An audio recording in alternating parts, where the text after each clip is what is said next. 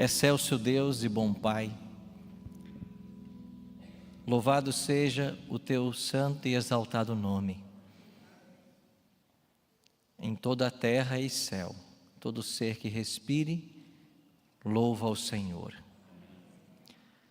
Muito obrigado pelo privilégio de mais uma noite estarmos em tua casa e termos esta hora para estudarmos a tua palavra. Obrigado porque o teu bom e santo Espírito nos trouxe todos aqui nessa noite. E aqui estamos porque o grande desejo do nosso coração é o céu. Nós entendemos de que os anos de vida que temos aqui são preparo para a eternidade. Cada dia é uma oportunidade de tomar as decisões certas que nos colocarão no céu. Por isso louvamos o teu nome.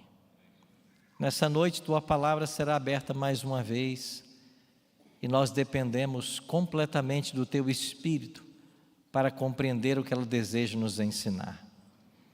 Por isso suplicamos que o Deus Espírito Santo, mesmo que produziu esse livro, possa estar em nosso meio como nosso professor e que nós compreendamos o recado do céu para cada um individualmente.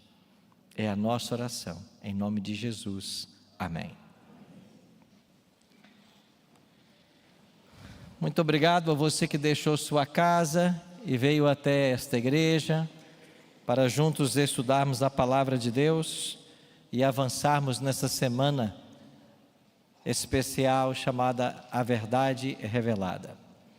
Obrigado também a você que nos assiste pela internet, onde quer que você esteja, seja muito bem-vindo à nossa igreja aqui do IACS, que Deus possa também abençoá-lo ricamente. Porque eu me delonguei um pouco nos temas de terça e quarta, nós ficaremos com um tema a menos em nosso calendário de estudos. Queremos aproveitar o tempo hoje para falarmos de um evento muito especial. E amanhã também de um outro evento muito especial. Todos nós temos um tempo para fazermos nossas escolhas. E a palavra de Deus diz que quando alguém morre, a pessoa já morre salva ou morre perdida. Depois de morta não dá para fazer mais escolhas.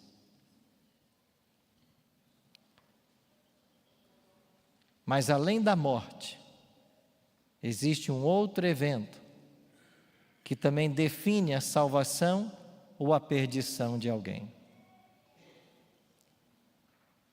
Existe um momento em que não mais haverá graça disponível para nenhum ser humano.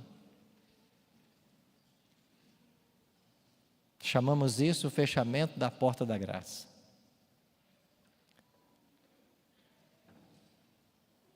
Esse é o tema que nós vamos estudar amanhã. E amanhã também estudaremos que antes do tempo escatológico do fechamento da porta da graça, alguém também pode definir sua perdição. E não é a morte. Isso tudo veremos amanhã. E essas perguntas serão respondidas amanhã.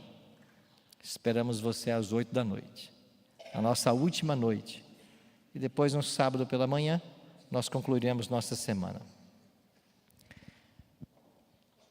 Nosso tema de hoje é um tema que eu aprecio muito. E tenho dedicado algum tempo para estudar esse assunto. A chuva serúdia. Quando eu me batizei nessa igreja com 13 anos de idade, eu fui convidado a participar de um culto que acontecia todo sábado às 7 da manhã. Era chamado culto do poder. Em algumas igrejas tinha esse culto. Aí às 8 horas da manhã era a classe de professores da escola sabatina. E às 9 horas era a escola sabatina. E eu me lembro que eu tinha 13 anos e eu não perdi um culto na igreja. E nesses cultos, no sábado, 7 da manhã, chamados de culto do poder, quando eu lá chegava, tinha sempre lá uns anciãos de cabelos brancos, e eles traziam vários livros para estudarmos, e eu me lembro que nós passávamos por esse assunto, e a minha paixão por escatologia acho que nasceu aí, nesses estudos aos sábados às 7 da manhã. Eu gostava tanto de igreja, que cedo me nomearam diácono. Eu era novinho, devia ter uns 14 anos, quando me nomearam diácono, e me deram a chave da igreja. A minha igreja tinha uns 120 membros, mas eu tinha tanta satisfação em ir para a igreja, abrir a igreja. Eu abria a igreja, acendia as luzes, pegava uma franela que ficava sempre debaixo do púlpito, limpava todos os bancos, porque a igreja ficava numa rua que não havia calçamento, e os ônibus passavam e a poeira entrava, era muita poeira. E eu limpava todos os 24 bancos daquela igreja, e aí quando o primeiro adorador chegava, a igreja já estava aberta, ventilada, com uns bancos limpos. Um dia eu fui para a igreja, não era nem 7 da noite ainda, eu abri a igreja, acendi as luzes, limpei todos os bancos e fiquei esperando chegar os adoradores. E aí deu 7h30 e ninguém apareceu. Eu disse, os irmãos hoje estão atrasados. Aí deu 7h40 e ninguém apareceu. Eu disse, mas não vai vir ninguém na igreja hoje? E aí deu 8 horas e ninguém apareceu. Aí eu me toquei que era sábado à noite. E sábado à noite não tem culto, né? Mas eu fui para a igreja achando que já era um domingo à noite. E era sábado à noite. Eu fiquei lá sozinho. Ninguém ia mesmo, né? Mas eu gostava muito de estar na igreja. Gostamos, né, de estar na igreja. E esse tema foi um tema muito especial desde a infância. Eu queria começar com Mateus 24:14. Leia comigo esse texto, por gentileza. Vamos ler juntos? E será...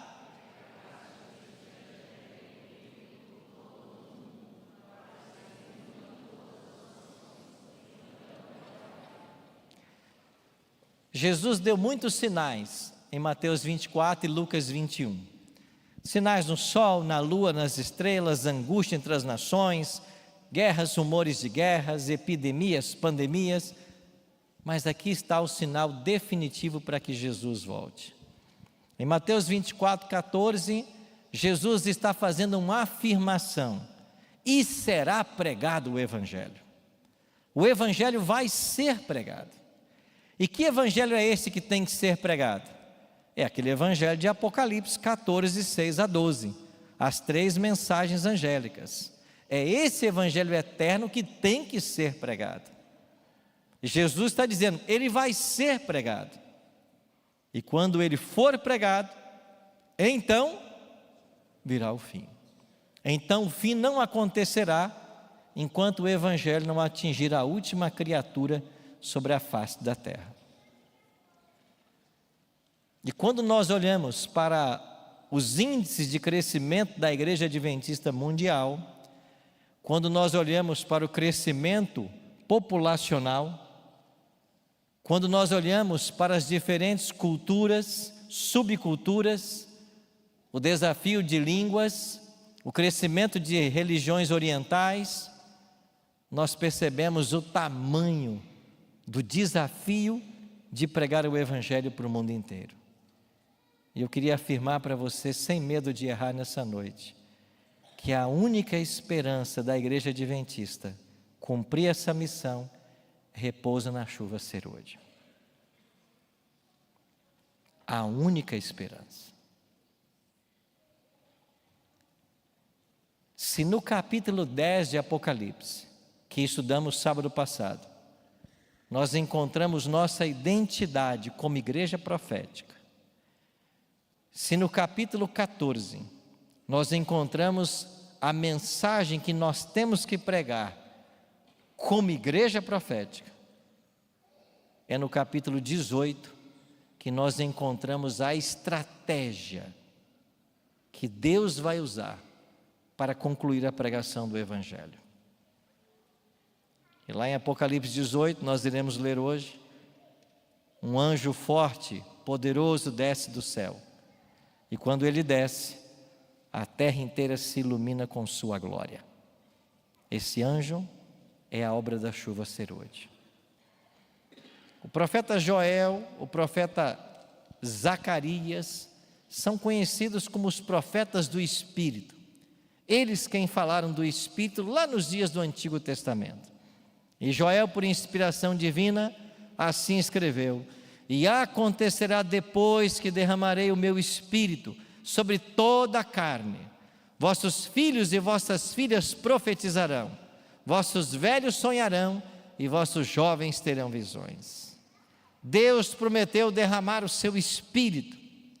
E se você voltar 5 versos, em Joel 2:23, o profeta escreveu que o Senhor, assim diz: alegrem-se, vocês que habitam Monte Sião, exultem ao Senhor vosso Deus, pois Ele enviará chuvas, a chuva temporã e a chuva serôdia. Joel 2:23. Ele vai enviar a chuva temporã e a chuva serôdia. Bom, essa linguagem usada pelo profeta tem que ser compreendida melhor hoje. Nos tempos de Israel, era muito simples a compreensão desse tema, porque eles viviam da agricultura e da pecuária, eles dependiam das chuvas. E como funcionava esta chuva temporã e chuva serôdia, da qual fala Joel no capítulo 2, verso 23? A chuva temporã caía por ocasião em que o grão deveria ser semeado ao solo. Geralmente era nos meses de outubro, novembro e inicinho de dezembro. A terra era molhada pela chuva temporã, era a hora de se lançar a semente. Muitas vezes a semente era lançada na certeza de que a chuva viria. Se lançava a semente ao solo seco e no tempo marcado, vinha as chuvas.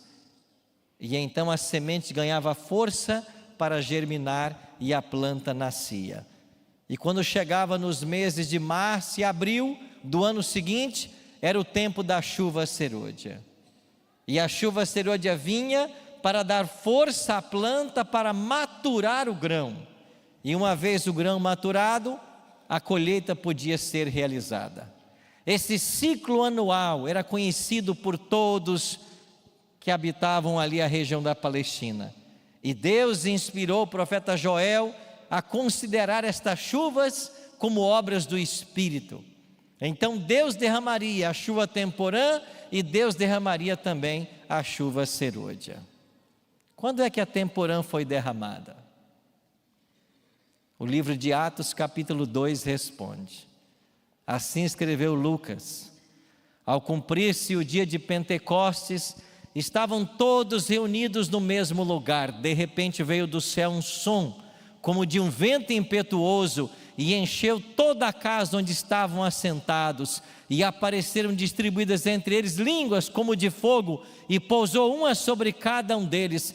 Todos ficaram cheios do Espírito Santo e passaram a falar em outras línguas, segundo o Espírito lhes concedia que falassem. 50 dias depois da ressurreição de Cristo, o Espírito Santo foi dado, no dia de Pentecostes. Interessante que Cristo foi crucificado na sexta, ressuscitou no domingo, na segunda-feira apareceu aos discípulos, no domingo ainda apareceu aqueles 2 de Emaús, na segunda apareceu aos discípulos do seu círculo mais íntimo, ficou com eles por 40 dias, e depois ele se ausenta, ele ascende aos céus. Em Atos capítulo 1 você tem essa cena da ascensão de Cristo aos céus, e enquanto Jesus está subindo aos céus, ele promete, ficar em Jerusalém, até que do alto sejais revestidos de poder. E os discípulos ficaram, e durante 10 dias eles passaram orando. Então Cristo ficou 40 dias, eles oraram mais 10 dias, inteirou 50 dias depois da Páscoa veio a festa de Pentecostes. Jerusalém estava apinhada de gente mais uma vez para essa festa. E então, enquanto os discípulos oravam no cenáculo, o Espírito Santo veio. Por que ele veio naquele momento? Porque Cristo estava sendo entronizado no santuário celestial. Em João 7,37, nós lemos que o Espírito Santo não havia sido dado ainda, porque Cristo não havia sido glorificado. Mas quando Cristo é glorificado no céu, quando Ele é ungido no santuário celestial, para começar sua obra, Ele envia o seu Espírito. Os discípulos são batizados com esse Espírito. Eles também recebem dons espirituais. Eles já haviam recebido antes dons espirituais, mas agora eles recebem um dom que antes não tinha, o dom de línguas. E eles começaram a pregar, cada um no idioma das nações que ali estavam. Dom de línguas na Bíblia é a capacidade sobrenatural que Deus dá ao crente de falar uma língua com a qual ele nunca teve contato antes. Não é essa balbúrdia que se prega por aí, onde ninguém entende nada. Não. Dom de línguas é a habilidade que Deus dá a uma pessoa que nunca estudou francês, de falar o francês com finalidade de evangelizar. Então os discípulos receberam o Espírito Santo e começaram a pregar na língua das nações que ali estavam. Partos, medos, elamitas, naturais da Capadócia, Ásia, Ponto, Frígia, Panfilha, cada um falando sua língua. E os discípulos começaram a falar a língua deles. Tanto é que eles disseram assim: não são esses galileus que aí estão falando? Como os ouvimos falar cada um em nossa própria língua materna? Então não se esqueça, dom de línguas é a capacidade de falar uma língua materna de alguma nação que você nunca teve contato. E quem decide isso é o Espírito Santo. Foi Ele quem distribuiu. E quando os discípulos começaram a pregar, alguns achavam que eles estavam embriagados. E o apóstolo Pedro se levanta e diz assim: esses homens não estão embriagados como vindes pensando, sendo esta a terceira hora do dia. Que hora no nosso relógio é a terceira hora dos judeus? 9 da manhã. Pedro disse assim: esses homens não estão bêbados como vocês estão pensando, são 9 horas da manhã. Quem é que está bêbado uma hora dessa, né? Fica bêbado à noite. Eles não estão bêbados. Você já leu esse texto? Mas sabe o que me chama a atenção dele? É que Pedro dá a hora. São 9 da manhã. Os discípulos receberam o Espírito Santo às 9 da manhã, de um domingo. E por que receberam às 9 da manhã? Porque todo sacerdote, quando começava o seu ofício, era às 9 da manhã. E foi exatamente às 9 da manhã que Jesus foi ungido no santuário celestial para começar o seu ministério sacerdotal. E no momento que ele é ungido no céu, ele envia o Espírito, como havia prometido. A chuva temporã, a chuva prometida por Joel. É isso que Pedro vai dizer. Pedro diz assim: eles não estão embriagados, mas o que está acontecendo é aquilo que foi dito por intermédio de Joel, que nos últimos dias Deus derramaria seu Espírito. É isso que vocês estão testemunhando. A profecia de Joel se cumpriu agora, o Espírito Santo foi dado. Mas que Espírito? A chuva temporã, que era dada para que a semente germinasse. E naquele dia a semente começou a germinar, e 3.000 foram batizados, apenas no dia de Pentecostes. Assim, o dia de Pentecostes marca a dispensação do Espírito Santo. É verdade que ele já estava aqui na terra, ele havia preparado os discípulos com dons espirituais, ele havia guiado o ministério de Cristo por 3 anos e meio, mas agora ele começa uma nova função, uma nova forma de trabalhar. Cristo disse sobre essa nova forma: Ele estará convosco e em vós. É vantagem que eu vá, porque vocês não podem me ter ao mesmo tempo, preso a um corpo humano, mas quando Ele vier, Ele vai estar com vocês em todo o tempo, em todos os lugares. Ele vai habitar em vocês. Convém-vos que eu vá. E o Espírito veio. Então, o arco da história da igreja cristã se abre e se fecha com a poderosa ação do Espírito Santo. A igreja cristã nasce no Pentecostes, em Atos capítulo 2, nasce com a chuva temporã, e agora a história da igreja cristã vai se finalizar quando se fechar o arco, no novo Pentecostes, que Joel chama de chuva serôdia. Se a chuva temporã era para a semeadura, e a chuva serôdia era para a colheita, é por isso que agora nós aguardamos a serôdia, porque a terra tem que ser colhida. E a Bíblia está cheia de analogias, onde a volta de Cristo é comparada a uma colheita. Foi o próprio Jesus quem falou do trigo e do joio, que eles deveriam crescer juntos até o tempo da ceifa, e na volta de Cristo Ele vai separar o trigo do joio. Linguagens da agricultura. Então nós aguardamos agora um novo Pentecostes, ou seja, uma grande tempestade se aproxima, chuvas do Espírito, e eu repito o que eu disse no início, a única esperança da igreja adventista, concluir a missão de Mateus 24:14, condição para a volta de Cristo, repousa na obra da chuva serôdia. Cristo prometeu: mas recebereis poder ao descer sobre vós, e sereis minhas testemunhas, tanto em Jerusalém, em toda a Judéia e Samaria, e até os confins da terra. Nós receberemos o Espírito para sermos testemunhas, assim como foram os discípulos a partir do Pentecostes. E aqui nós chegamos ao texto mais claro do Novo Testamento sobre a obra da chuva serôdia. Depois dessas coisas, vi descer do céu outro anjo, que tinha grande autoridade, e a terra se iluminou com sua glória. Esse anjo, ele representa o movimento da chuva serôdia. O que será esse movimento da chuva serôdia?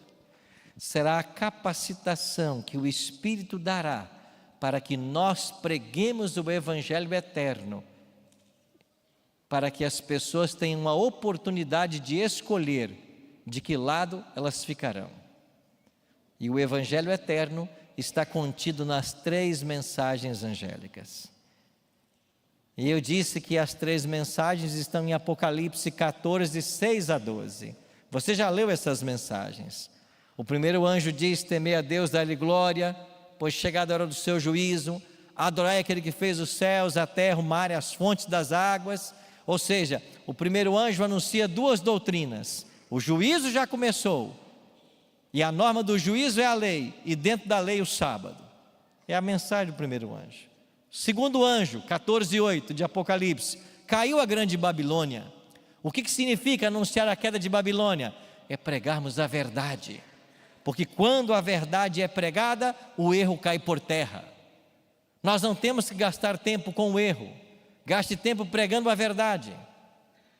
Exaltem a verdade e o erro vai cair por terra.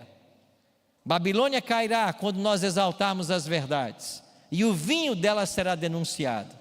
E o terceiro anjo diz: se alguém adora a besta e a sua imagem, e recebe a sua marca sobre a fronte ou sobre a mão, também esse beberá do vinho da cólera da ira de Deus, e será atormentado com o cálice de sua ira diante dos santos anjos. Ou seja, em síntese, se alguém adorar a besta, receberá as 7 pragas de Apocalipse 16. Então todo ser humano vai ter que aceitar um convite. O primeiro anjo diz: temei a Deus e dai-lhe glória. O terceiro anjo diz: não adore a besta e a sua imagem. Então o conflito final, ele será em torno da adoração. E eu e você teremos que escolher de que lado ficaremos. O mundo inteiro será evangelizado e milhões atenderão. Ellen G. White diz no livro Evangelismo, a partir da página 9, de que milhares se converterão à hora undécima. Haverá tantas conversões que nós não teremos pastores para batizar. E quem é que vai batizar esses novos conversos? Quem, irmãos? Você. Você vai pregar. Você vai batizar.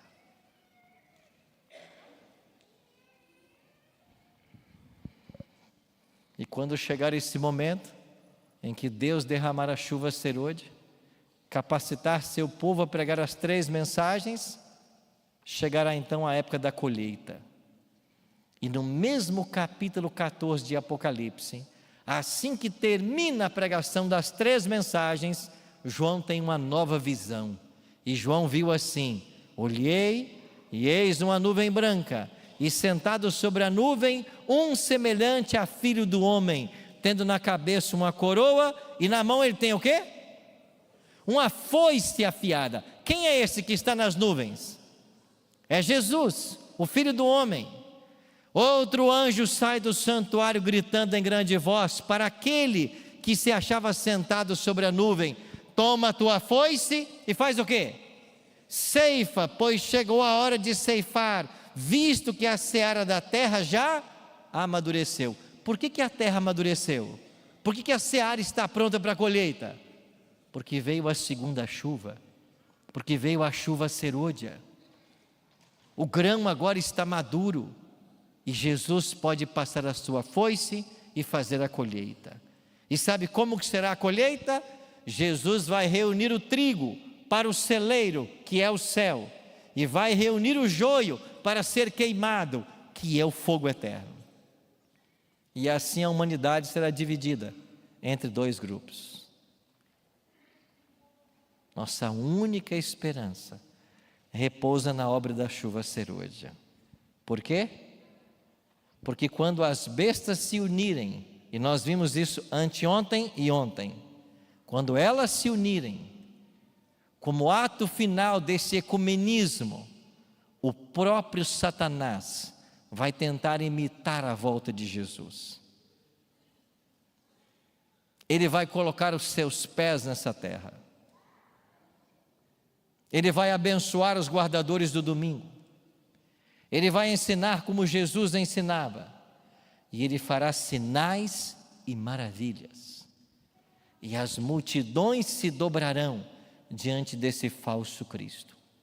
Mas enquanto o diabo opera sinais, no ápice desse movimento ecumênico, dos 3 espíritos imundos de Apocalipse, o povo de Deus que recebeu a chuva serôdia também vai operar sinais e maravilhas. Ellen G. White fala da chuva serôdia em 107 textos inéditos dos seus escritos. E alguns textos chamam nossa atenção. Um deles, ela faz um comparativo. Quão intensa será a chuva serôdia? E ela faz uma comparação. A chuva serôdia virá num poder 10 vezes maior do que aquele que assinalou o clamor da meia-noite. O clamor da meia-noite foi o grande movimento de despertamento religioso dos anos de 1842 a 1844, quando o mundo foi advertido da volta de Jesus. Mas Ellen G. White diz que a ação do Espírito naquele momento será agora 10 vezes maior quando vier a chuva serôdia. Ellen G. White diz que se a chuva temporã recebida pelos apóstolos em Atos capítulo 2 foi gloriosa, a que virá agora será muito mais abundante. Mais abundante, mais poder do que os discípulos receberam. Quando os discípulos receberam o Espírito Santo em Atos 2, eles receberam o dom de falar novas línguas, expulsar demônios, curar enfermos, e ressuscitar mortos. Nós teremos mais poder do que isso.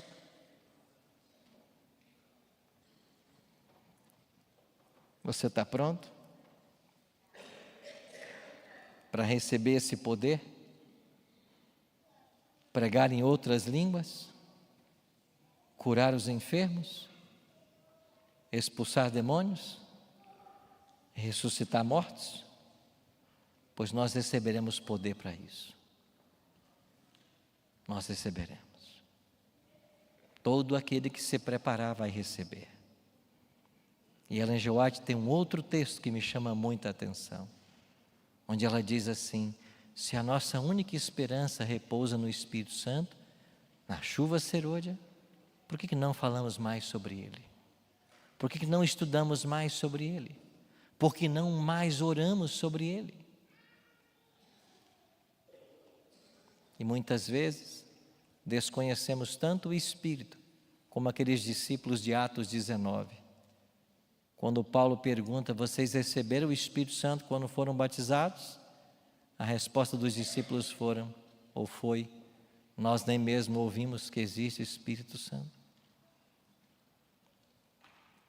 E se por um lado há um completo desconhecimento do Espírito Santo e sua obra, aqui e acolá se insurgem dentro da própria igreja movimentos condenando o Espírito Santo, pregando contra o Espírito Santo, descrendo de sua personalidade, descrendo de sua divindade. Não se engane, esses movimentos são de origens satânicas, porque a única esperança nossa repousa em termos o Espírito e sermos por Ele usados. Mas o diabo está trazendo para a mente de alguns a ideia de que o Espírito Santo não é Deus, de que Ele não tem uma personalidade, de que Ele é uma criação do Pai em algum momento da eternidade. Enganos satânicos.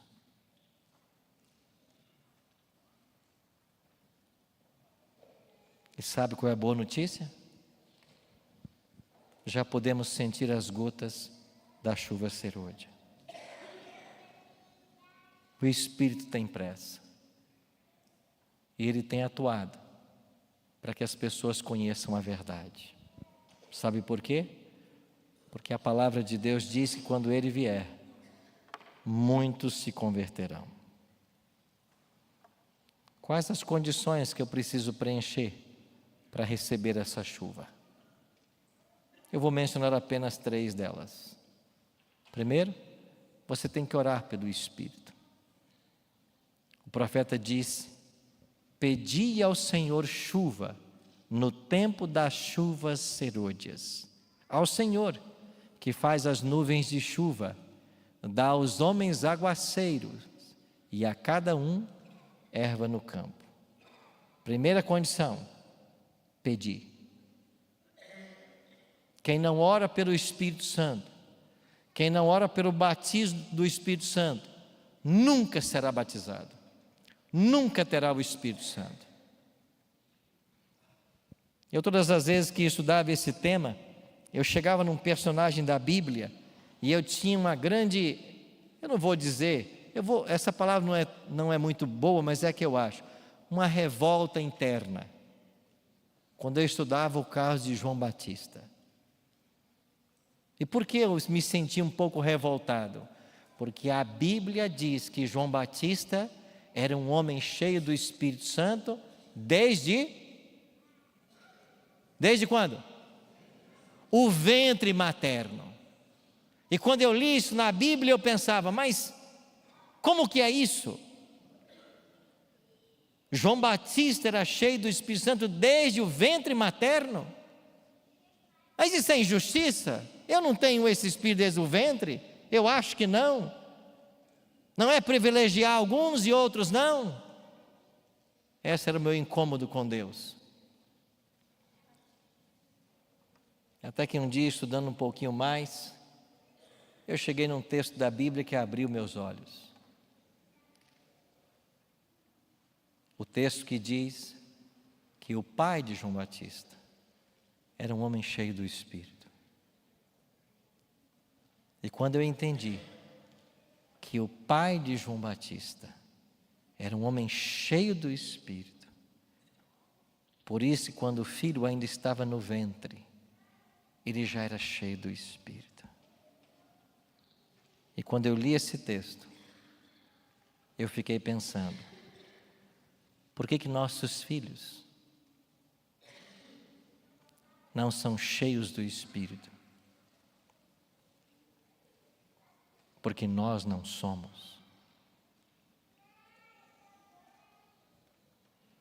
Porque os nossos filhos não estão cheios do Espírito desde o ventre materno, porque os nossos interesses são outros, porque os nossos pensamentos estão nessa terra, porque nós estamos olhando apenas para esse mundo, porque os nossos interesses parecem que não estão no céu, estão no aqui e agora.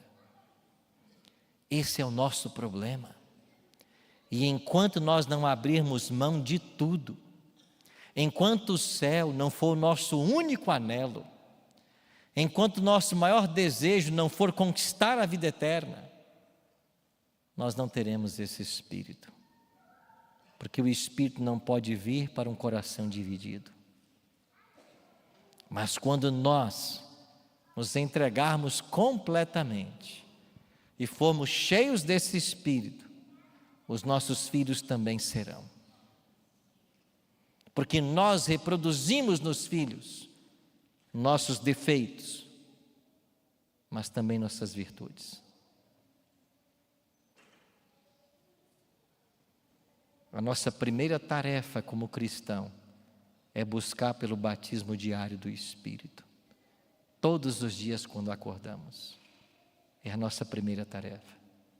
E se nós não buscarmos, nós não teremos. Segunda condição, um espírito de arrependimento e confissão tem que tomar conta da igreja. O apóstolo Pedro, em Atos 3, diz: arrependei-vos, pois, e convertei-vos, para serem cancelados os vossos pecados, a fim de que a presença do Senhor, ou da presença do Senhor, venham tempos de refrigério, e que envie Ele Cristo, que já foi vos designado Jesus. Sabe o que significa tempos de refrigério nesse texto? A obra do Espírito Santo. Pois esse termo é usado por Ellen G. White, refreshing, tempo de refrigério para a obra da chuva serôdia. Nós precisamos nos arrepender dos nossos pecados. Pedro diz: arrependei-vos, cada um seja batizado, então recebereis o dom do Espírito Santo. O Espírito virá quando nós nos arrependemos de nossos pecados, quando nós confessarmos nossos pecados. E esta obra de arrependimento e confissão tem que ser uma obra diária, todos os dias. Nossa vida precisa estar em harmonia com o céu. E uma terceira e última condição: banir do nosso meio toda dissensão. A palavra de Deus diz que, como ato preparatório para que o Espírito viesse, eles perseveravam unânimes em oração com as mulheres, com Maria, mãe de Jesus, e com os irmãos dele. Eles estavam unânimes em oração e o Espírito veio. E depois que o Espírito veio, diariamente eles continuaram unânimes no templo, partindo o pão de casa em casa, tomando suas refeições com alegria e singeleza de coração. Eles estavam unânimes, era uma igreja unida, não havia dissensão. Cada um aqui buscava ser o servo, porque no reino de Deus maior é quem serve. Eu me batizei, era um juvenil, e na minha igreja fizeram um mutirão de limpeza do quintal, de pintar a igreja, e eu fui no domingo participar do mutirão com a minha igreja. Em cima de um banheiro da igreja haviam muitas telhas depositadas, e isso estava retendo água e infiltrando a laje do banheiro. 2 anciãos estavam comigo, e eles disseram assim: Arilton, você é novo, suba lá em cima da laje, e você vai nos descer as telhas, para que o sol bata e acabe a infiltração. e eu fui subir em cima da laje. Eu pisei numa báscula do banheiro, e enquanto eu pisava e me esforçava para subir, o meu joelho bateu no vidro da báscula, e o vidro se partiu. E assim que o vidro se partiu, eu dei mais um impulso, e eu cheguei lá em cima da laje. E quando eu cheguei lá em cima, um ancião lá de baixo disse assim para mim: Arilton, cuidado, olha o que você fez, quebrou o vidro da igreja. O outro falou assim: Arilton, você se machucou?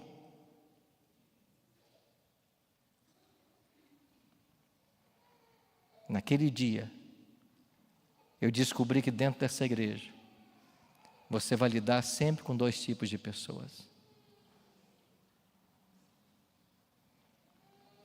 Pessoas que se interessam pela instituição,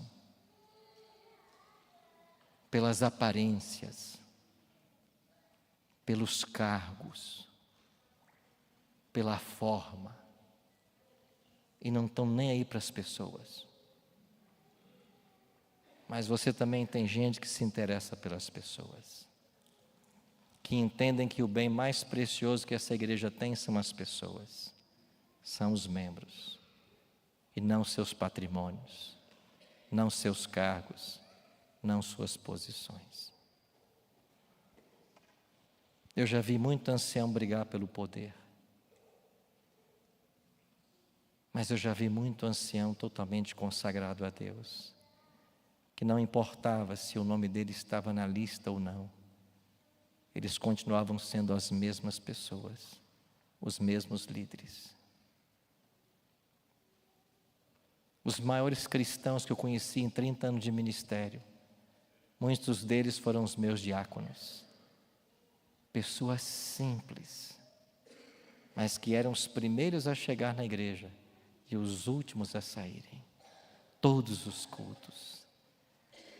E eu me lembro que numa época do meu ministério, eu tinha um diácono, chefe de diáconos, chamado Pio. E algumas vezes, depois de pregar na minha igreja, num culto à noite, eu ajudava ele a fechar a igreja, e ficávamos ali conversando, depois que todos iam embora, e aí tínhamos que fechar todas as janelas, apagar as luzes, recolher microfones. E eu algumas vezes fiz esse trabalho com ele. E depois dizia: Pio, a igreja não pode pagar o trabalho que você faz, mas ele é muito importante para nós. Obrigado por sua dedicação. Sabe quando o Espírito vai vir? Quando a chuva serôdia vai vir? Quando esse Espírito tomar o nosso coração, e a gente entender que a gente está aqui é para servir, para amar as pessoas, para ajudar. E talvez nessa noite tenha alguém aqui muito machucado pela organização, pela igreja. Talvez você de fato foi injustiçado. Mas não olha para isso. Cristo não fez nada com você.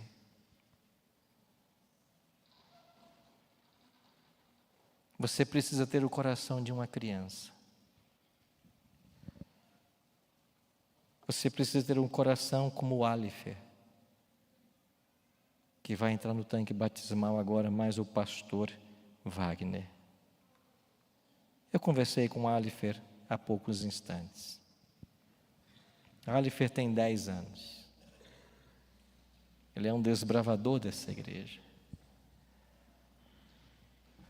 E ele nessa noite vem aqui publicamente dar o seu testemunho. Querido Alifer, uma idade tão especial, você entrega o seu coração a Jesus. Ao ser batizado nessa noite, teus pecados todos serão perdoados. Teu nome será escrito no livro da vida lá nos céus.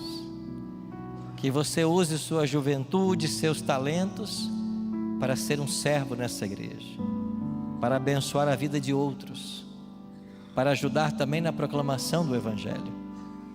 E nós, pastores, em obediência à ordem de Cristo, te batizamos nessa noite em nome do Pai, do Filho e do Espírito Santo.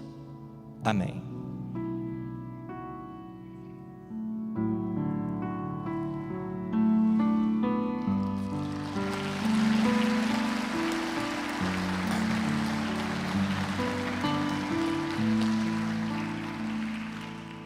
Ao ver o batismo de Alifer, eu me lembro das palavras de Cristo, onde Jesus disse assim: se não vos tornardes como crianças, de modo algum entrareis no reino dos céus. Sabe por que Jesus disse isso? Porque uma das características da criança é um coração perdoador. Você que é pai, que é mãe, vai entender bem o que eu falo. Às vezes você pega um filho e corrige, às vezes tem hora que tem que dar um tapa mesmo, uma sandalhada às vezes, e a gente vai dormir com o coração pesado, dói muito mais na gente. Mas quando o dia amanhece, às vezes você é acordado pelo mesmo garoto, pela mesma garota, que dá um abraço em você e te cumprimenta com um bom dia, como que se nada tivesse acontecido, porque eles não guardam rancor. Nós vamos ouvir uma música agora que diz assim: se Jesus viesse hoje, qual seria o teu sentir? Talvez tu procurastes te esconder, devido a algum pecado que não queres submeter. Que horror, com os ímpios perecer. Eu e você precisamos do Espírito, e Ele está atuando de forma poderosa, e nessa noite Ele vai atuar no seu coração. E eu queria convidar aqui à frente para uma oração especial as pessoas nessa noite que por algum motivo se sentem injustiçadas. Talvez seja uma impressão tua, ou talvez você de fato foi injustiçado. Talvez alguém nesta igreja ou a própria igreja fez algo que não devia ter feito. Mas você não pode carregar mais isso. Você precisa nessa noite entregar isso para Deus, para que o seu coração seja liberto. Talvez eu esteja falando para alguém que está fora da igreja hoje, porque se sente injustiçado. Mas Jesus não fez nada contra você. Nessa noite eu queria convidar você a vir aqui à frente, porque Deus vai colocar o perdão no seu coração. E para você que está fora, Deus chama você para voltar para a casa do Pai. Talvez tenhamos nessa noite alguém que já foi membro dessa igreja. Você precisa hoje voltar. E enquanto você ouve essa música, é o tempo que você vai ter para vir aqui à frente.